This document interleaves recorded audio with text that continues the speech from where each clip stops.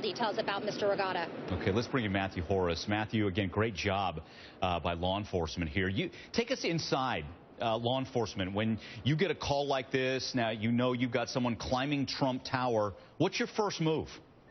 Well, you know, the first thing is to make sure that the climber and law enforcement first responders are safe. From there, they speak to the person, try to determine an identity. In this case, he told them his name was Steve. He was from Virginia. That enabled the Secret Service and the NYPD and other law enforcement to go back and use technology like facial recognition. Try to find someone named Steve in that age range that had a license in Virginia, perhaps. It also enabled them to go back and check social media sites, and you see that chilling video. And believe it or not, the Secret Service is not going to take him at his word. They're going to go back now and try to determine if he was following a campaign, what his capacity was, if he created other social media diatribes, and try to determine what the extent of his capacity and motive was. So you see that YouTube clip as this is going on. How's that change the equation? Again, he's not threatening. He wants, though, to get and talk to Donald Trump. It really doesn't change the equation from a risk perspective, and here's the reason why. You can't trust the diatribe of a madman. In this case, we're saying he may have had some psychological issues. This is a campaign. Donald Trump is running for president, and the Secret Service and other law enforcement won't take anything for granted. Got it. Is Rachel still with us, guys?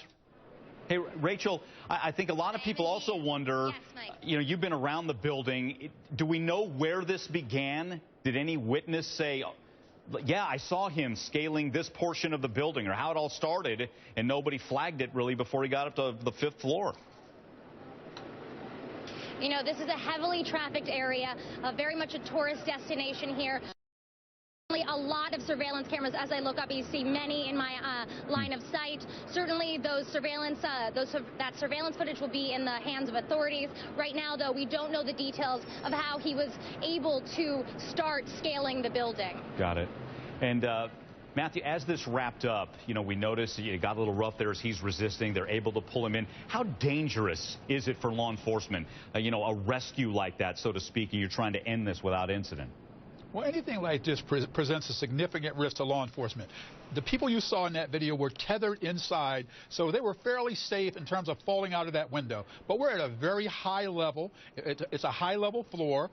There's the unexpected and there's the expected, and they're trying to pull this thing to a safe conclusion. So it's very risky, and these are those situations you have to think about when law enforcement, people take it for granted. Very dangerous situation brought to a peaceful end. Well put, law enforcement. Great job there. And now, again, still the search for more answers, and hopefully his family will speak out. We'll find out more context. Rachel, thank you. Matthew, great job as well. Hey,